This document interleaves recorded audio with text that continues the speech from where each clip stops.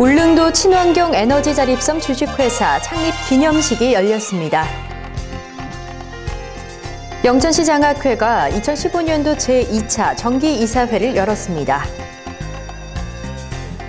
제3회 과학기술 여성 리더스 포럼이 안동에서 개최됐습니다. 영주시의회가 18일까지 제200회 영주시의회 임시회를 개회합니다. 시청자 여러분 안녕하십니까? 오늘의 경북 소식입니다. 경북도가 지난 11일 울릉도 친환경 에너지 자립섬 주식회사 창립 기념식을 가졌습니다. 이 자리에는 김관용 경북도지사, 문제도 산업통상자원부 제2차관, 최수일 울릉군수, 김희수 도의원, 조한익 한전사장, LG CNS 대표이사 및 관련 기업 등 100여 명이 참석했습니다. 출범식을 가진 울릉도 친환경 에너지 자립섬 주식회사는 울릉도에 ICT가 융합된 신재생에너지 발전시설을 건설해 전력을 생산 판매하는 법인으로 울릉도 친환경 에너지 조성 사업을 추진하기 위해 경상북도와 울릉군, 한국전력, LG CNS, 도화 엔지니어링이 출자해 설립한 특수 목적 법인입니다. 울릉도 에너지 자립섬 사업은 경상북도가 지난 2008년 그린 아일랜드 사업 계획을 산업통상자원부에 건의한 내용을 바탕으로 2011년 울릉도 녹색섬 종합계획이 수립됐습니다. 대한민국 3대 전승 행사의 하나인 6.25 전쟁 65주년 낙동강 지구전투 전승 기념행사가 지난 11일 칠곡군 낙동강 둔치에서 열렸습니다. 이날 전승행사는 김관용 경북도지사, 이순진 육군 제2작전 사령관, 버나드 샴포 미 8군 사령관, 유엔 참전용사 유가족과 보훈단체장, 도민과 학생 등 2만여 명이 참여했습니다. 행사는 낙동강 전투 재현, 블랙 이글쇼 축하 비행, 고공 강화, 한미합동 군악 연주, 전투 장비 전시, 체험 행사 등 다양한 프로그램으로 진행됐습니다. 이 행사는 6.25 전쟁 당시 국가 운명을 결정짓는 중요한 국면에서 조국과 낙동강 방어선을 피로써 지켜낸 호국 선열들의 숭고한 희생정신을 기리고 국가 호국 안보의 소중함과 중요성을 고취시키기 위해 마련됐습니다. 제5회 경상북도 환경 분야 근로자 한마음 체육대회가 지난 11일 경산 시민운동장에서 열렸습니다. 이날 행사에는 이인선 부지사를 비롯해 최용조 경산시장, 장경식 경북도 의회 부의장 및 도의원 등 기관 단체장과 경북 도내 23개 시군에서 근무하는 환경미화원, 도로보수원, 여타 직종의 환경 분야 근로자들과 가족 등 2,600여 명이 참석했습니다.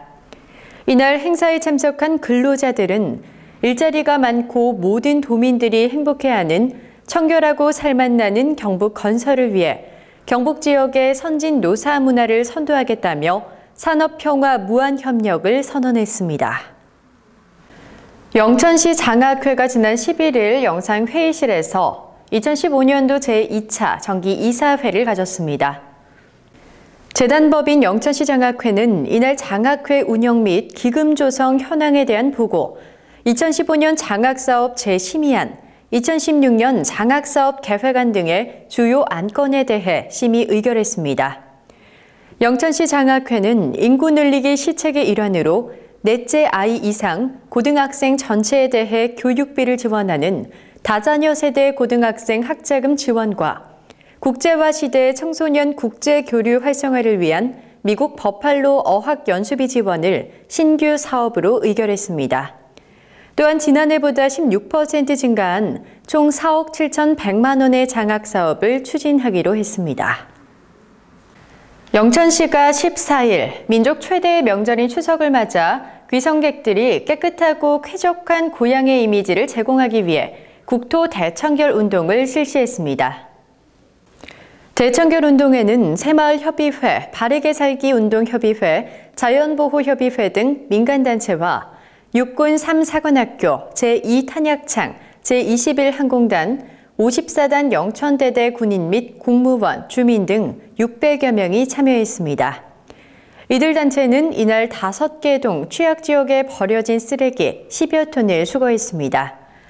시는 9월을 2015 추석맞이 국토 대청결 운동 중점 기간으로 정하고 주민과 민간단체, 유관기관이 다 함께 참여해 시가지와 도로변, 농경지 주변에 방치된 영농 폐비닐과 폐자재 등 각종 쓰레기를 집중 수거할 계획입니다.